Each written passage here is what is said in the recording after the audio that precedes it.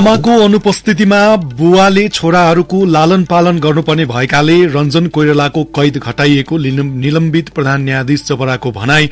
यही फैसलालाई आधार बनाए महाभियोग लगाइए स्वीकार्ने। राप्रपा अध्यक्ष राजेन्द्र लिङदेलद्वारा प्रतिनिधि सभा सदस्य पद त्यागेको घोषणा। चुनावको मिति घोषणा भइसक्दा पनि संसद चलाइराख्ने र चुनावको नतिजापछि पनि संसदको आयु कायम राख्ने प्रक्रिया शुरू गरेकोमा असन्तुष्टि। साफ महिला च्याम्पियनशीप फुटबलमा नतिजा सुधार्ने प्रयासमा नेपाली टोली। घरेलु भूमिमा भारतलाई हराउँदै च्याम्पियन बन्ने अवसर। जो बाइडेन राज्यको शत्रु भएको अमेरिकी पूर्व राष्ट्रपति ट्रम्पको आरोप। एफबीआईको छापालाई दिए सत्ता र शक्तिको चरम दुरूपयोगको संज्ञा। र T20 एशिया कप क्रिकेटको सुपर 4 मा पाकिस्तान र भारत बीच प्रतिस्पर्धा जारी। इन्डिया ब्याटिङमा। नमस्कार, कान्तिपुर डायरीका साथमा साथी तुलसी र म सन्तोष। समाचार अब विस्तारमा। निलम्बित प्रधान न्यायाधीश सुलेन्द्र शमशेर जबराले सशस्त्र प्रहरीका तत्कालीन डीआईजी रञ्जन कोइरालाको कैद सजाय हटाउने फैसलालाई आधार मानेर महाअभियोग लगाउनुपर्ने भए स्वीकार्ने बताउनु भएको छ। संसदमा महाअभियोग प्रस्ताव दर्ता भएपछि 6 महिनादेखि निलम्बित प्रधान न्यायाधीश जबरासँग प्रतिनिधि सभाको महाअभियोग सिफारिश समितिले आज तेस्रो दिन बयान लिने क्रममा सोही फैसलालाई आधार बनाएर महाअभियोग लगाइए आफूलाई पश्चाताप नहुने बताउनुभयो। उहाँले कोइरालाको पारिवारिक मुद्दा भएको र नाबालक छोराहरूको पालन पोषणका लागि पारिवारिक जीवन बिताउन कैद घटाइएको प्रश्न पार्नु भएको थियो। कैद सजाय घटाइएको विषयलाई फैसला नै उल्ट्याइएको भन्ने जसरी प्रचार भएकोमा आफूलाई दुःख लागेको पनि उहाँले सुनाउनुभयो। यो कुरो नभइदिएको भएदेखि हुने रहेछ भन्ने मैले अहिले फिल गरेको छु। मलाई पनि दुःख लागेको छ। यसबाट यो गल्ती भएको छ, यसैबाट यदि महाभियोग लागेर मलाई चाहिँ अवकाश दिनुपर्ने अवस्था छ भने म हार्दिकतापूर्वक म जनताको सामु र यो समितिको सामु पनि म अनुरोध गर्छु कि यही आधारबाट मैले किनभने कानूनले दिएको र मैले विवेक प्रयोग गरेको हुँ र विवेकमा प्रश्न उठाउन पाइँदैन र पनि यसबाट गम्भीर गल्ती भएकै हो भन्ने लाग्दछ भने यसमा कुनै पनि अनियमितता, त्यस पछाडि भ्रष्टाचार यसमा कुनै किसिमको भएको होइन। कानूनले दिएको अधिकार प्रयोग गरेर ती दुईटा बालकहरूको लागि, ती दुईटा छोराहरूको लागि, उसको बच्चाहरूको लागि भरण पोषण गर्नुपर्ने दायित्व जिम्मेवारी अब आमाको अभावमा बाउ भएको हुनाले उसलाई चाहिँ यो घटना पनि पारिवारिक भावनाले थियो। यदि यसैबाट यो क्रियाबाट प्रधान न्यायाधीशको गम्भीर गल्ती हुने म अर्को न्यायाधीशलाई म फेरि यसमा आरोप लगाउँदिनँ, किनभने यसको जिम्मेवारी मैले लिड गरेँ हुँ। त्यसको म प्रधान न्यायाधीश हुँ, मैले न्याय प्रशासनको जिम्मेवारी लिएको छु। म यसमा क्षमा चाहन्छु। मेरो हार्दिकतापूर्वक म अनुरोध गर्छु यो आधारबाट मलाई मार्ग लाग्छ भने मलाई यसमा कुनै किसिमको आपत्ति र मैले यसमा गिल्टी फिल म गर्दिनँ। श्रीमतीको निर्ममतापूर्वक हत्या गरेपछि कोइरालालाई तोकिएको 20 वर्ष सजाय जबराले 8 वर्षमा झार्नु भएको थियो। त्यसमा न्यायाधीशलाई विवेक प्रयोग गर्ने अधिकार भएकाले त्यसलाई प्रयोग गरेको जबराको भनाइ छ। जबराले आज दिनुभएको बयानका बारेमा जानकारी दिँदै समिति सदस्य तथा कांग्रेस सांसद मीन विश्वकर्मा भन्नुहुन्छ, रञ्जन कोइरालाको विषयमा उहाँले न्यायाधीशलाई विवेक प्रयोग गर्ने ठाउँ दिएको हुन्छ। मैले त्यो पारिवारिक अवस्था सुनेर चाहिँ मलाई नै मनमा लागेर मैले विवेक प्रयोग गरेको हुँ।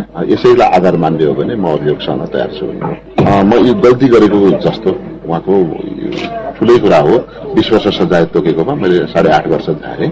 त्यो झार्दा म पारिवारिक प्रभावमा परेँ भने। बुधबारबाट जारी बयानमा आज तेस्रो दिन 5वटा प्रश्न सोधिएको थियो। अर्को बयान अब 26 गते मध्याह 12 बजेबाट शुरू हुनेछ।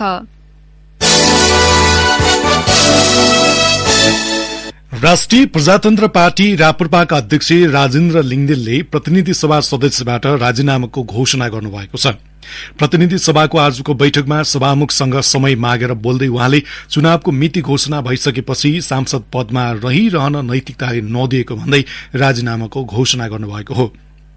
चुनाव घोषणा भइसकेपछि संसद चल्न नहुने राप्रपाको अडानकै बीच प्रतिनिधि सभाको आयु आगामी चुनावको नतिजा आइसकेपछि भन्दा पनि पर सार्ने खेल शुरू भएको भन्दै लिङदेलले यस्तो घृणित खेलमा नलाग्ने उद्घोष सहित राजीनामा घोषणा गर्नुभएको हो। सानो पार्टीको अध्यक्ष हुनको नाताले आउने चुनावमा संसदमा प्रभावकारी आफ्नो उपस्थिति बनाउनको लागि जनताको बीचमै जान बेसी समय खर्च गर्नुपर्छ।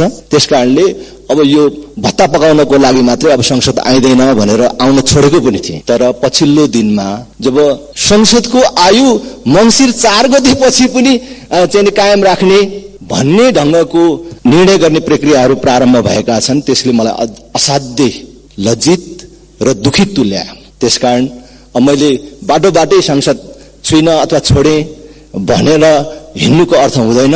कमसे कम संसदमा उभिएर सबैलाई सुनाएर जानु उपयुक्त हुन्छ भनेर म आज संसदमा उपस्थित भएको छु र यहीबाट घोषणा गर्न चाहन्छु कि म आजबाट सांसदको रूपमा यहाँ उपस्थित हुने छैन। उहाँले आफ्नो तलब भत्ता रोक्नका लागि सभामुख र संसद सचिवालयलाई पनि आग्रह गर्नुभयो। पार्टीलाई चुनावमा केन्द्रित गर्नुपर्ने बेलामा तलब र भत्ता पकाउने मेलोको रूपमा संसदमा हाजिर जनाउन आफ्नो नैतिकताले नदिएको पनि लिङदेलले उल्लेख गर्नुभयो। मेरो नाममा पठाइने तलब भत्ता सुविधा समेत रोका गरियोस् र कहीँ लेखेर दिनुपर्छ भने म त्यो नियम अनुसार लेखेर पनि दिन तयार छु कि यस प्रकारको अनैतिक काममा सहभागी हुन कमसे कम मेरो आत्माले मानेन।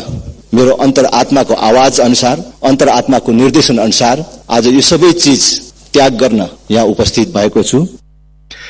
लिङदेनले 2074 को प्रतिनिधि सभा निर्वाचनमा झापा क्षेत्र नम्बर 3 बाट निर्वाचित हुनुभएको थियो। लिङदेन 44,614 मत प्राप्त गरी विजयी हुँदा दोस्रो स्थानमा कंग्रेस नेता कृष्ण प्रसाद सिटौलाले 31,171 मत प्राप्त गर्नुभएको थियो।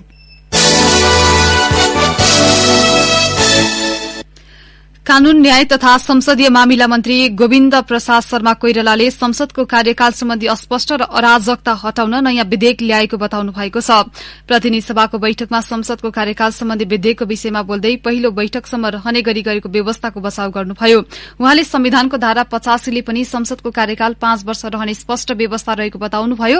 कानून मन्त्री शर्माले अन्तर्राष्ट्रिय स्तरमा संसदीय अभ्यासको उदाहरण दिँदै संसदमा प्रस्तुत गरेको कानूनको बचाव गर्नुभएको छ। उहाँले भन्नुभयो, जनप्रतिनिधिमूलक संस्था कहिले पनि खाली रहँदैन। यहाँको मात्र होइन, अमेरिकाको पनि इक्जाम्पल हामी लिन सक्छौं। एउटा प्रेसिडेन्ट इलेक्ट हुन्छ, एउटा प्रेसिडेन्ट हुन्छ। हामीले यही नजिकको भारतको कुरा गर्यौं भने पनि क्लियर 5 वर्ष भनेको छ भने 5 वर्ष त्यो जहाँ एउटा आउँछ अर्कोले रिप्लेस गर्छ। त्यसैले अहिले प्रस्ताव गरिएको कुरा के हो भने यो चाहिँ वास्तवमा अघिल्लो कार्यकाल सुरु भए उले शपथ गरेको मितिबाट सुरु गरेर देखिन्छ अघिल्लोले। अहिले यसलाई क्लियर गरिदिएर पहिलो बैठक बसेको मितिबाट सुरु हुने, उसको सकिने कहिले भन्दा नयाँ निर्वाचन भएर आइसकेपछि बसेको पहिलो बैठकबाट सकिने। त्यसैले यो प्रस्तावित कानूनले वास्तवमा संविधानले अगाडि सारेको जुन प्रिन्सिपल छ त्यसलाई इम्प्लिमेन्ट गर्ने प्रेसिडेन्टको लागि ल्याएको हुनाले यसले अन्यथा गर्ने अवस्था नरहेको बेहोरा सम्माननीय सभामुख महोदय मार्फत म सम्मानित सभालाई अवगत गराउन चाहन्छु। मन्त्री शर्माले सरकारले पहिले नै ल्याउनुपर्ने कानून नल्याएको भन्दै आत्मालोचना गर्नुभएको थियो। यसैबीच नेपाल मजदुर किसान पार्टीका सांसद प्रेम सुवालले नेपाल ऐन संशोधन गर्न बनेको विधेयक प्रस्तुतमा विरोध जनाउँदै निर्वाचनको मिति घोषणा भइसक्दा पनि संसद चलाउनु आचार संहिता विपरीत रहेको बताउनुभयो।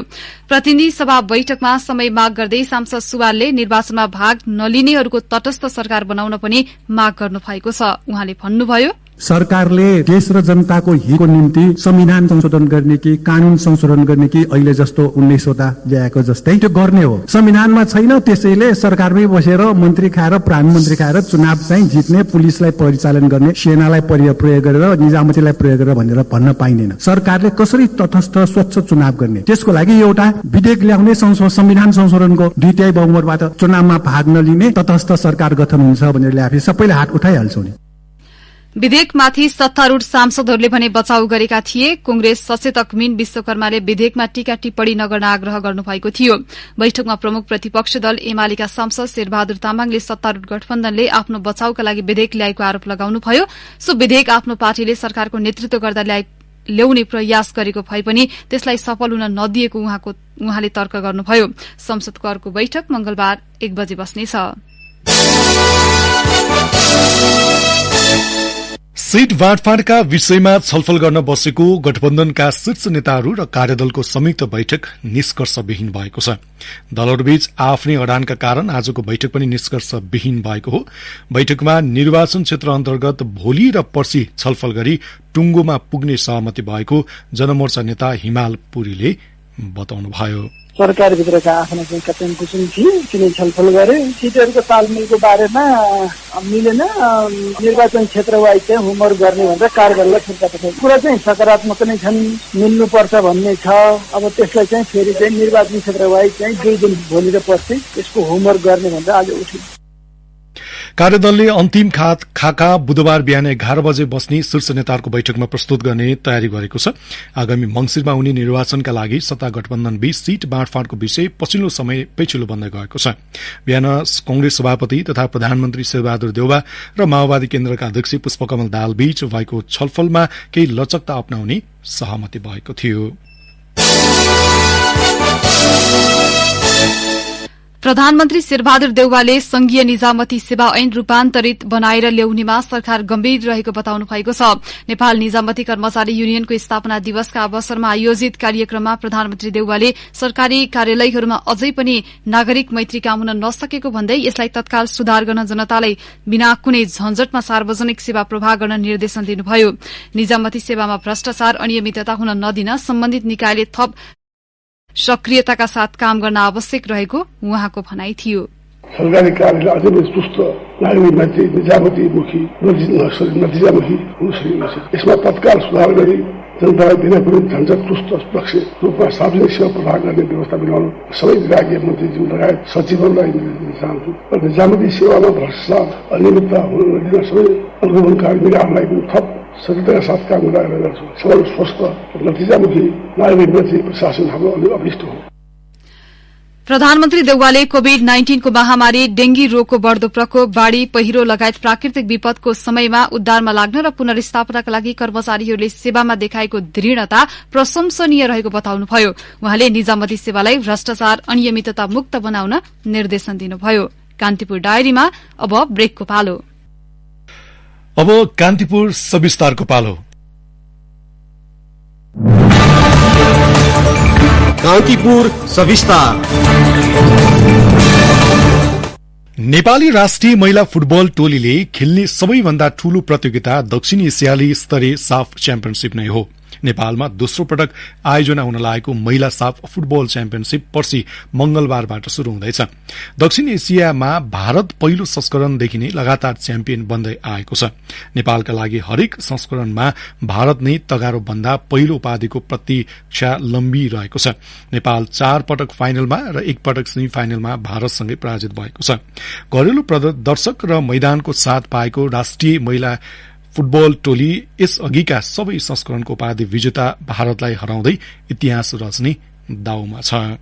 नेपाली महिला राष्ट्रिय फुटबल टोलीको एउटै लक्ष्य घरेलु मैदानमा हुने साफ महिला च्याम्पियनशीपको उपाधि जित्नु हो। 4 पटक फाइनल पुगेर पनि उपाधि उचाल्नबाट वञ्चित हुनु परेको पीड़ालाई भुलाउन यस पटक उच्च मनोबलका साथ टोली मैदान उत्रदैछ। टोली अहिले दैनिक प्रशिक्षणमा व्यस्त छ। उपाधि जितेर खडेरी तोड्न तयार रहेको बताउँछिन् सेन्टर डिफेन्डर पुनम जर्गा मगर। तयारी चाहिँ हाम्रो एकदम राम्रो भइरहेछ। अब गेम जित्नुपर्छ भन्ने हिसाबले ट्रेनिङ पनि राम्रो गरिरहेछ। सरले पनि राम्रै गराउनु भएको छ। जित्नुपर्छ, होम ग्राउन्ड हो, केही गरेर देखाउनुपर्छ। अस्ति अब हामीले अरू म्याचहरू पनि थुप्रै खेल्यौँ, अब त्यो त्यसमा रिजल्ट राम्रो ल्याउन सकेनौँ। अब यो पालि त आफ्नै होम ग्राउन्डमा छ, अनि त्यही भएर सबैले यहाँ आफ्नो ग्राउन्डमा देखाउनुपर्छ भन्ने भइरहेछ। सबैलाई उपाधि त जित्ने नै लक्ष्य छ। अब त्यसको लागि हामी एकदम तयार छौँ। उपाधि उचाल्न नपाएको नेपाली टोली साफ महिला च्याम्पियनशीपको सर्वाधिक 4 पटकको उपविजेता हो। नेपाल र उपाधिको बीचमा सधैँ नै भारत बाधक बन्ने गरेको छ। अरू राष्ट्रलाई सजिलै पाखा लगाए पनि नेपाललाई भारतको दबावलाई तोड्न मुस्किल पर्छ। यो पटक भारतीय दबदबालाई तोड्न आतुर रहेको र त्यसका लागि खेलाड़ीसँगै आफूले पनि मेहनत गरेको बताउँछन् राष्ट्रिय महिला फुटबल टोलीका मुख्य प्रशिक्षक कुमार थापा। साफ टाइटल चाहिँ नेपालमै लक्ष्य हो। त्यसको लागि चाहिँ हामीले दिलो ज्यान होइन सबै कुरा युज गरिरहेको छौँ अहिलेसम्म। होपफुली हामी त्यो चाहिँ अचिभ गर्छौँ होला नेपाल। अब अचिभ गरेन भने हामी 2-3टा कुराबाट मिस हुन्छ। कति खेलाड़ीहरूको क्यारियर खतम हुन लागिसक्यो। अब उनीहरू 14 देखि खेलेको 8 वर्ष कन्टिन्यू वुमेन्स टिममा खेलिरहेछन्। कहिले पनि इन्डियालाई नहराउन सक्ने ब्लेम लिएर हिँड्न खेलाडी पनि चाहँदैन। अब मैले दोस्रो चोटि मौका पाएको छु, दोस्रो चोटि त्यो रिजल्ट दिन सकेन भने त मैले महिला फुटबल हेर्ने क्यापेसिटी पनि राख्दिनँ। त्यो जस्टिफाई पनि हुँदैन कि यसलाई फेरि फुटबल टिम अर्को दिनुपर्छ भने। क्यारियर दुईटैको दाउमा छ। रिटायर हुने खेलाड़ीहरूको र मेरो कोचिङ आज महिला फुटबल हेर्ने क्यारियर दुईटै एउटा धारमा छ। अब यता हुन्छ कि उता हुन्छ त्यो चाहिँ अब टुर्नामेन्ट पछि नै थाहा होला। यस पटक नेपाली टिममा 3 जनाले पुनरागमन गर्दा 3 नयाँ अनुहार टिममा छन्। टिम कम्बिनेशन राम्रो बनेको छ। यस अघिका कप्तान तथा मिडफिल्डर रेणुका नगरकोटी र डिफेन्डर पूजा राणाको अनुपस्थिति भने नेपाललाई खड्किन सक्छ। दुवै खेलाड़ी चोटका कारण यस पटक टीममा छैनन्। उपाधि घरमै राख्नका निम्ति साना गल्तीमा पनि केन्द्रित भएर खेलाड़ीहरूले तयारी गरेका छन्। नेपाल आयोजक राष्ट्र भएको हुनाले महिला साफको उपाधि घरमै राख्नुका साथै यसलाई सफलतापूर्वक सम्पन्न गर्न लागि परेको बताउँछन् अखिल नेपाल फुटबल संघ एन्फाका महासचिव किरण राई। हाम्रो दुईटा विशेष अहिले जिम्मेवारी छ। एउटा साफ जित्न पर्यो भन्ने छ, त्यसको तयारी छ, र अर्को चाहिँ यसलाई चाहिँ सफलतापूर्वक सम्पन्न गर्नु छ। किनकि हामी आयोजक राष्ट्र पनि भएको हुनाले त्यस कारणले गर्दा आयोजनातर्फ पनि हामी लागिरहेका छौँ र आयोजना पनि भव्य र शानदार रूपमा सम्पन्न हुने गरी तयारी पूरा भएको छ भने हामीले यो प्रतियोगिता जित्ने सन्दर्भमा पनि हाम्रो तर्फबाट हुने सबै खालको तयारीहरू पूरा गरेका छौँ र हाम्रो लक्ष्य भनेको नै साफ जित्नु हो। महिला साफ च्याम्पियनसिपमा हामी चाहिँ च्याम्पियन हुने गरी नै हाम्रो तयारी छ। दक्षिण एसियाली महिला फुटबलको सबैभन्दा ठूलो प्रतियोगिताका रूपमा रहेको यस प्रतियोगितामा भारत सदाबहार बलियो र फेभरेट टोली हो। साफ महिला फुटबलको इतिहासमा पटक पटक फाइनल पुगे पनि नेपाल उपाधिविहीन बन्दै आएको छ। घरेलु मैदानको फाइदा उठाउन सके उपाधि उचाल्दै इतिहास रच्ने मौका भने नेपालसँग रहेको बताउँछन् फुटबल विश्लेषक हिमेश रत्न वज्राचार्य। महिला साफ च्याम्पियनसिपको इतिहास भन्नु नै इन्डियाले लगातार जित्नु र फाइनलमा लगभग नेपाल सधैँ पराजित हुनु। यसपालि पनि मोस्ट प्रोबेबली इन्डियाले नै जित्छ होला। एउटा मात्रै फरक के भन्दाखेरि यसपालि इन्डिया चाहिँ फर्स्ट सबै छैनन्, त्यो अर्थमा चाहिँ नेपालको चान्स हुन सक्छ। अरू दोस्रो कारण भनेको नेपाल होम ग्राउन्डमा खेल्दै चाहिँ त्यही भएर केही चान्सेस बढी हुन सक्छ। घरेलु दर्शक र मैदानको फाइदा उठाउँदै भारतको दबदबालाई भंग गर्ने रणनीति राष्ट्रिय टोलीको छ। तुलनात्मक हिसाबमा अघिल्ला संस्करणमा भन्दा बलियो आकलन गरिएको राष्ट्रिय टोली दबावविहीन भई भारत विरूद्ध मैदान उत्रने योजनामा छ। सधैं फाइनलमा पुगेर उपाधिविहीन बनेको क्षणलाई यसपटक बिर्साएर छाड्न खेलाड़ीहरू आतुर छन्। उपाधिमा सधैं बाधक बन्दै आएको भारतलाई हराएर उपाधि उचाल्ने नेपालसँग राम्रो अवसर पनि छ। रेडियो कान्तिपुरका लागि पूजनी श्रेष्ठ। कान्तिपुर सविस्तार।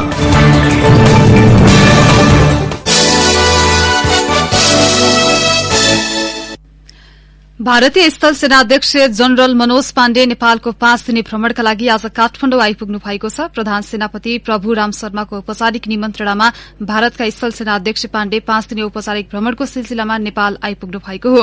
सेनाध्यक्ष पाण्डेलाई त्रिभुवन अन्तर्राष्ट्रिय विमानस्थलमा बलाधिकृत रथी बालकृष्ण कार्कीले स्वागत गर्नुभएको थियो। भ्रमण दलमा पाण्डेकी पत्नी अर्जना पाण्डे सहित 5 सदस्य टोली रहेको छ। पाण्डेलाई भोलि राष्ट्रपति भवन शीतल निवासमा आयोजना गरिने समारोहका बीच राष्ट्रपति विद्यादेवी भण्डारीबाट नेपाली सेनाको मानार्थ महारथीको दर्जा प्रदान गर्ने कार्यक्रम रहेको नेपाली सेनाले जनाएको छ। नेपालमा पछिल्लो पटक 142 जनामा कोरोना संक्रमण पुष्टि भएको छ। स्वास्थ्य तथा जनसंख्या मन्त्रालयले 3450 नमूना परीक्षण गर्दा सो संख्यामा संक्रमण पुष्टि भएको हो। आज 230 जना संक्रमण मुक्त भएका छन्। हालसम्म 2528 सक्रिय संक्रमित रहेको मन्त्रालयले जनाएको छ। 2385 जना होम आइसोलेसनमा र 143 जना संस्थागत आइसोलेसनमा छन्। त्यस्तै 38 जना आइसीयूमा र 4 जना भेन्टिलेटरमा उपचाररत रहेको मन्त्रालयले जनाएको छ। कान्तिपुर डायरीमा अब चितवन डायरीको पालो। चितवन डायरीबाट रमेश कुमार पौडेलको नमस्कार। जल बिहेको लामो झरना चितवनको नयाँ पर्यटकीय गन्तव्य बनेको छ। नारायणगढ़ मौलिङ सड़कको आडमा रहेको जल बिरेबाट करिब 800 मिटर पर रहेको अग्लो डाँडाबाट झरना झरेको छ। इच्छाकामना गाउँपालिका वडा नम्बर 6 मा पर्ने झरना हेर्न वर्षमा चितवन आसपासबाट मात्रै 25,000 भन्दा धेरै पर्यटक आउने वडाध्यक्ष लक्ष्मण चेपाङले बताउनुभयो।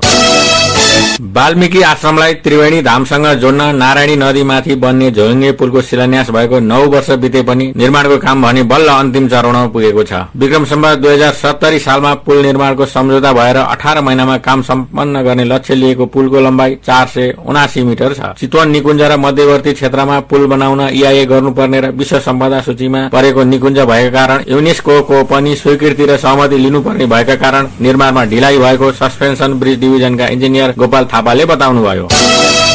कृषि तथा वन विज्ञान विश्वविद्यालय स्थापना भएपछि रामपुरबाट विस्थापित भएको त्रिभुवन विश्वविद्यालयको कृषि क्याम्पस जग्गा र भवन विनै सञ्चालन हुँदै आएको छ। रामपुर क्याम्पसकै नामबाट चितवन खैरेनीमा कृषिमा स्नातक तहको कक्षा सञ्चालन गर्दै आएको क्याम्पसमा हाल 250 जना विद्यार्थी छन्। 4 वर्ष अघि असारबाट खैरेनीमा पढाइ शुरू भएको हो। खैरेनी नगरपालिकाले उपलब्ध गराएको सीमित भवनहरूबाट कार्यालय र कक्षा सञ्चालन हुँदै आएको छ।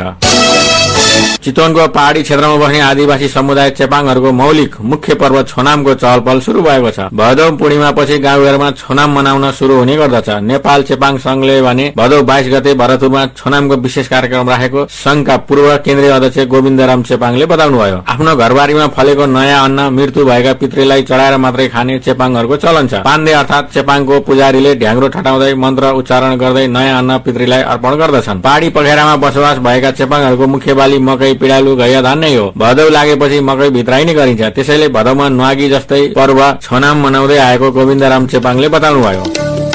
अवस्थ चितवन डायरी आजलाई यति नै। रमेश कुमार पौडेल बिदा हुन्छु। नमस्कार। कान्तिपुर डायरीमा पुनः ब्रेकको पालो। अब आर्थिक प्रसंग। यार्सा गुम्बा संकर संरक्षण तथा प्रशोधनका लागि दार्चुलाको मार्मा गाउँपालिकामा केन्द्र स्थापना गरिनु भएको छ। उद्योग वाणिज्य तथा आपूर्ति मन्त्रालय र मार्मा गाउँपालिका बीच यार्सा गुम्बाको संरक्षण तथा प्रशोधनका लागि केन्द्र स्थापना गर्ने सहमति भएको हो। उद्योग मन्त्री दिलेन्द्र प्रसाद बडेको उपस्थितिमा मन्त्रालय र गाउँपालिका बीच आज समझदारी पत्रमा हस्ताक्षर भएको छ। गाउँपालिकाका तर्फबाट अध्यक्ष जमन सिंह धामी र मन्त्रालयको तर्फबाट सहसचिव बाबुराम गौतमले समझदारी पत्रमा हस्ताक्षर गर्नुभएको थियो। मन्त्रालयले यार्सा गुम्बा संरक्षण तथा प्रशोधन केन्द्र स्थापनाका लागि चालू आर्थिक वर्षमा 50 लाख रुपियाँ मार्मा गाउँपालिकालाई दिने समझदारी पत्रमा उल्लेख गरिएको छ। कारोबार हुने साताको पहिलो दिन नेप्से परिसूचक 6.68 अंकले बढ़ेर 1977.30 अंक कायम भएको छ। आज 28,76,288 किता शेयर किनबेच हुँदा 1,07,16,15,922 रूपियाँ कारोबार भएको छ। यस्तै नेपाल स्टक एक्सचेन्जको सञ्चालक समितिले आउँदो असोजदेखि शुक्रबार शेयर कारोबार नहुने निर्णय गरेको छ। लगानीकर्ताको माग, नियामक निकायको सुझाव र कारोबार प्रणालीले मर्मत सम्भार गर्नुपर्ने भएकाले शुक्रबार कारोबार बन्द गर्ने नेप्से सूचना अधिकारी मुरहरी पराजुलीले बताउनुभयो। अब अन्तर्राष्ट्रिय प्रसंग। अमेरिकी पूर्व राष्ट्रपति डोनाल्ड ट्रम्पले वर्तमान राष्ट्रपति जो बाइडेनलाई राज्यको शत्रु भएको आरोप लगाउनु भएको छ।